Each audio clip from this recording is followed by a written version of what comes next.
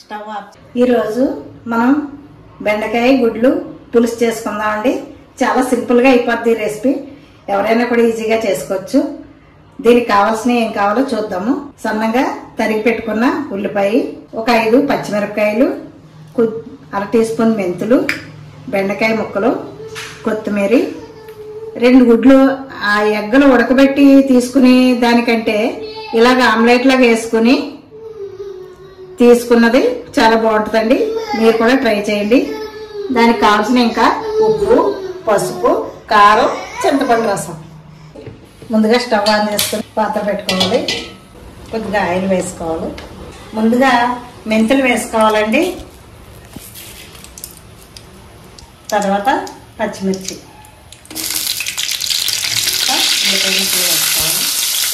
1 tea spoon పసుపు, spoon salt వేసుకోవాలండి. Flame వచ్చే వరకు వేయించుకోవాలి. కొద్దిగా మూత పెట్టి వేగిపోయిందండి. వేసుకోవాలి.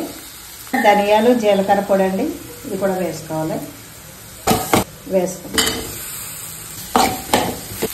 నీళ్ళు వాటర్ పోసుకుందాం. మూత పెట్టుకోవాలి.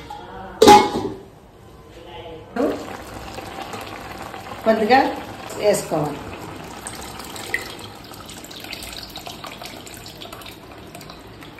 మనం పెట్టుకున్న ఆమ్లెట్లని ఇందులో వేసేసుకోవాలి.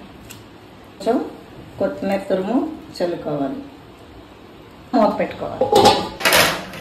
బెండకాయ పులుసు రెడీ అయిపోయిందండి. ఫైనల్గా కోడిగుడ్డు బెండకాయ పులుసు రెడీ అయిందండి. ఇది తినడానికి చాలా రుచిగా ఉంటుంది. మీరు కూడా ట్రై చేయండి. ఇంకొక విషయం ఏంటంటే, ఈ కప్పుడు బెండకాయ ముక్కలు తీసుకున్నప్పుడు మీకు ఒక 50 గ్రాముల చింతపండు సరిపోద్దండి. మీరు కూడా తప్పకుండా ఈ పులుసుని ట్రై చేయండి.